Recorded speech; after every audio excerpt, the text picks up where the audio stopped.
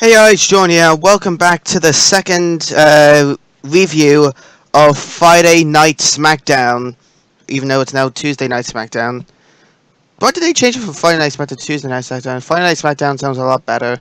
Aside. So, yeah, this SmackDown was a lot better than last week's SmackDown, without a shadow of a doubt. I do think it was on par, to be honest, with Raw this week. I did watch the actual show, so I'm not reading anything from WWE.com. I have my own personal notes here. So, off we go. It started the show with Shane McMahon and Daniel Bryan hiring security for Randy Orton to make sure Brock Lesnar doesn't get him, since they're afraid Lesnar would be there. And The Miz, and they meet Miz and Ambrose beforehand. And Ambrose then heads to the ring and says that he wants to keep his title at SummerSlam, that he scratched and clawed to get it, and he wants to keep it. Ziggler accepted Ambrose's invite to the ring and went out to meet him. I had a little snide note then. On SmackDown, they brought back the sidebar at the right-hand side of the screen from 2006 with facts about the entering superstars. I thought that was pretty cool. Now it's sort of updated, has the pictures, superstar, the name, the Twitter, and 2 facts about them. Mainly one like interesting facts, and one about what they can do, or what they're doing next. Ambrose says that Ziggler then is all talk and no action, while Ambrose is all action. And then Ziggler says they used to climb to the top, referencing his old Spirit Squad days. If you didn't know, Dolph Ziggler debuted in a team called the Spirit Squad, and they were Vince McMahon's sort of like cheerleader bodyguards against D-Generation X. Didn't end too well for Dolph, let's say. Ambrose says he doesn't care about any obstacle, but Ziggler's only afraid of his looks, and he whines and moans about everything. And Ambrose also then said that Ziggler would steal the show, but he will lose. And he also says that Ziggler is not as good as he thinks he is. Ambrose then leaves the ring, and then Bray Wyatt resurfaces on SmackDown and hits Ziggler with Sister Abigail, and then challenges Ziggler for a match where his number one contendership for the title would be on the line. Ziggler then accepted in a later conversation with Shane and Daniel Bryan. Good start to the show, a good back and forth promo between Dean Ambrose and Dolph Ziggler, highlighting their struggles to get to the top of the card and to get where they are today. So it was good opening. Meanwhile, second bit of the first match of the night, Baron Corbin versus Apollo Crews, not Apollo Creed, Daniel Bryan, versus Kalisto for the chance to face The Miz for the Intercontinental Championship at SummerSlam. It was a good back and forth match. The Miz was on commentary with Maurice. It was a good back and forth match. All 3 men got their offenses in. Apollo Crews got the win via roll up on Kalisto after Kalisto sort of tried to do a hurricane run on Corbin. Corbin lifted up, tried to powerbomb him out of the ring. Crews hit the drop kick, sends Corbin over the top rope, then rolls up Kalisto for the pinfall. After Crews leaves the ring, Baron Corbin then continues to attack Kalisto after the bell, but Crews came back to make the save. The Miz, however, hit Crews from behind with a skull-crushing finale, and Baron Corbin hit The Miz with the End of Days STO, and Corbin stands tall at the end. That's interesting, since Crews is number one contender, but they make Corbin look the strongest out of all of them. Sure, Crews had to be taken down via sneak attack by The Miz, but still, it made Baron Corbin look strong, which is good, since Corbin's one of my favourite wrestlers on SmackDown. But up next is our first women's match of the night, Becky Lynch versus Eva Marie. Yeah, no contest. Eva Marie pulled out with a fake injury before the match. The fans in Nashville, that's where it was taped, and Becky Lynch didn't buy it, and she was visibly furious afterwards. Then Carmella appeared in an interview with Renee Young, and Natalya interrupted, challenging her to a match, which she accepted. More on that later. Next match is the only tag team match of the evening, America Alpha against the Vaude Villains. This is America Alpha's debut on the main roster. The crowd really popped for them. Chad Gable and Simon Gotch started it off. Good tag team moves by Jordan and Gable. The Vaude Villains got some offense on Gable, but then when Jordan tagged him, it was all over. Hit both Vaude Villains with a belly to belly suplex, hit spear in the corner, and Gable got the pinfall on Aiden English with a was sort of like a springboard German suplex. Springboard back body drop. What happened was that Jordan flung English up in the air, and Gable caught him midair with a back body drop. Got the 1-2-3. So it was a good overall debut for America Alpha. They definitely looked strong in the match. Up next was a very good promo between AJ Styles and John Cena. Cena interrupted Styles before he could even get in a sentence, and Styles accused Cena of being smug, and he threatened to beat him up. # beat up John Cena. But Styles is only messing around, and he says that the problem with Cena that he has, that he doesn't want Cena to WWE. He says the only reason Cena's here is because people are treating him like a hero, and then he called out the fans and called them stupid for supporting Cena. During this whole little interview thing, Styles was very good at working the crowd and making the crowd wanting to hate him, but there was still a lot of people firmly behind him. Cena then said something stupid like the crowd chanting, "Let's go Cena," and then Styles retaliated saying Cena sucks, and then those chants rained in for for 20 seconds, give or take. Cena then delivered a retaliation, says he loves the business, and says WWE is his home. And says the only reason Styles is here to be a good wrestler, and if he doesn't get what he wants, he can go somewhere else. That was a very good retaliation there by Cena. Styles applauds Cena, sarcasm, and says he knew Cena was going to say that.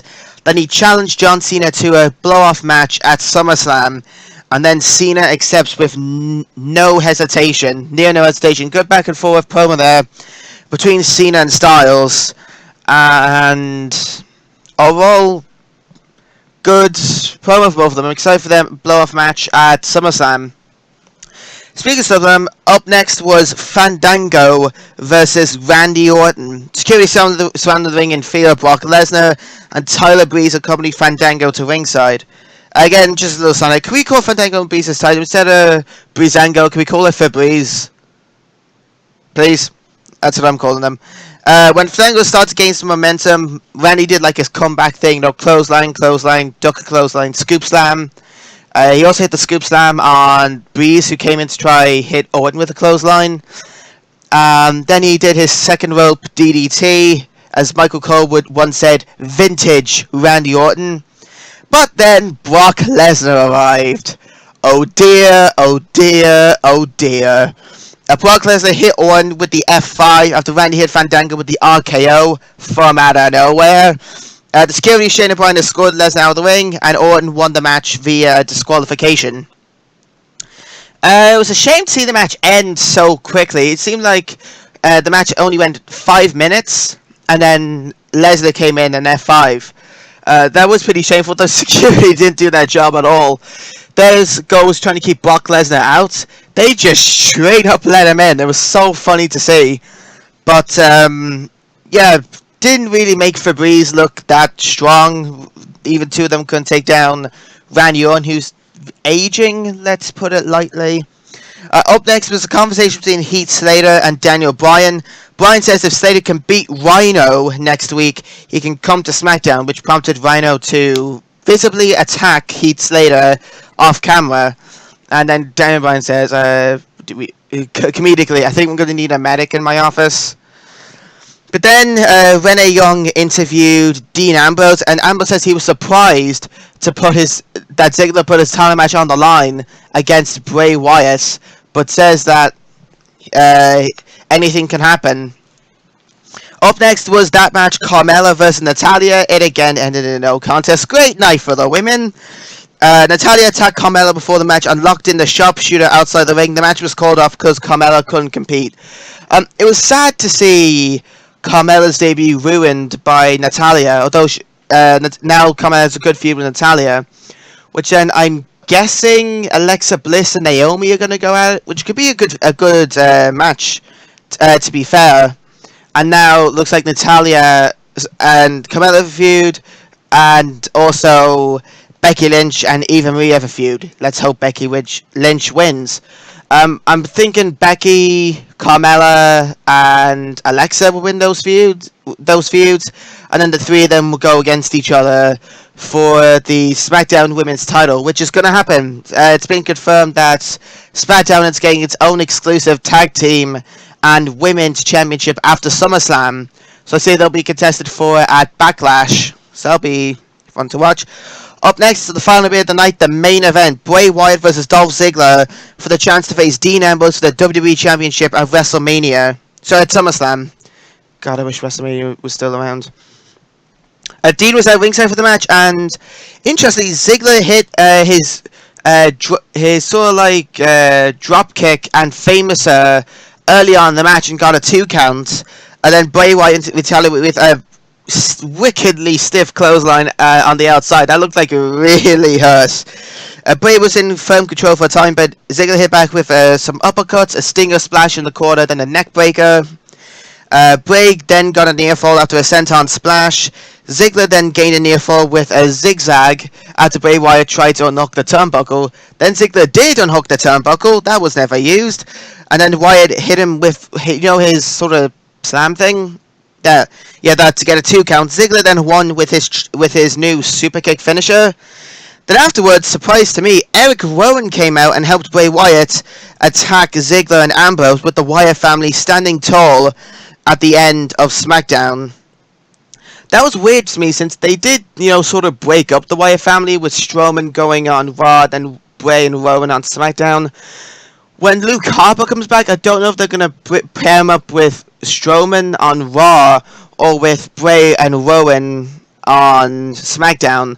It will be interesting to see the Wyatt family back with each other, but I think with Bray Wyatt, it's time for him to sort of go out on his own, since I do think he's one of the better superstars in the company at the moment, and he needs that, edge to sort of break away from the Wyatts. So like that thing, in tag teams, the more charismatic and better one breaks off. Happened with Jeff Hardy with the Hardys, Shawn Michaels with him and Marty Jannetty. It happened with Titus O'Neil with Darren Young and the Primetime Players. So I don't know what's going to happen, to be honest, on SmackDown next week. I'm saying this SmackDown, it was more of the action last week on SmackDown. This one is more storytelling and building up the feud between Ziggler and Ambrose, how both of them scratching and clawing, and Ziggler wants to prove that he's scratched and clawed more than Ambrose. So it's a pretty interesting dynamic. And now with Bray Wyatt as a factor in the championship scene, I wonder if they're going to make it a triple threat between Ambrose, Ziggler, and Wyatt at SummerSlam, just to get the edge on Raw with Rollins and Balor. The women's feuds, they're looking good. We haven't really seen Naomi and Alexa Bliss at all this week. Well, we didn't, actually. So say they'll be on next week and they'll start a feud for themselves. I like the way they're building up sort of subplots now in the women's division with, like on Raw, Sasha, and with Enzo and Cass now, it seems to be like, and Charlotte now with Jericho. And now on SmackDown, we have feuds with like Eva Marie and Becky Lynch, Carmella and Natalya. And the tag team scene, it's not really looking that good on SmackDown. I was expecting the Vaudevillains would have gotten a bigger push on SmackDown, but they've just, again, gone straight back to jobbers, jobbing out to America Alpha. In terms of the debuts, America Alpha looked incredible in the match, as I said earlier. Corbin, Cruz, Kalisto, that was a good match. Happy that Corbin's looking strong. They might make it a Fatal 4 with Miz, Cruz, Corbin, and Kalisto. That's fun to say. Good promos between Ziggler and Ambrose, then with Cena and Styles. Looking forward to their match at SummerSlam. Overall, SummerSlam's shaping up to be a good show. We now have Brock Lesnar versus Randy Orton. That's looking like it could be a good match. Seth Rollins versus Finn Balor for the Universal Championship. Again, a stupid name, but that looks like it's going to be amazing. Cena Styles, that's going to be... I'd say that'll be a very good match. Ziggler, Ambrose, with the possibility of Bray Wyatt being added. That's going to be a nice, tasty cookie. Sasha Banks versus Charlotte for the Women's Championship. That's going to be as demonstrated on Raw, that's going to be a very good match. Excited to see what they can do on pay-per-view. And more. We'll probably have the New Day defending the titles against the Club. Probably Baron Corbin against Kalisto in the pre-show. Now we have Miz versus Apollo Crews. That's going to be a good match. So overall, SummerSlam's shaping up to be a good show. I'm really excited for it. But that's it for SmackDown. Overall, a good show. Not more emphasis on storytelling than wrestling, but it was a good show. Good story building show to just mainly due to advanced feuds. That's all for now. Leave a like if you guys enjoyed. Subscribe if you're new, and I'll see you later with SmackDown next week and NXT tomorrow. Take care.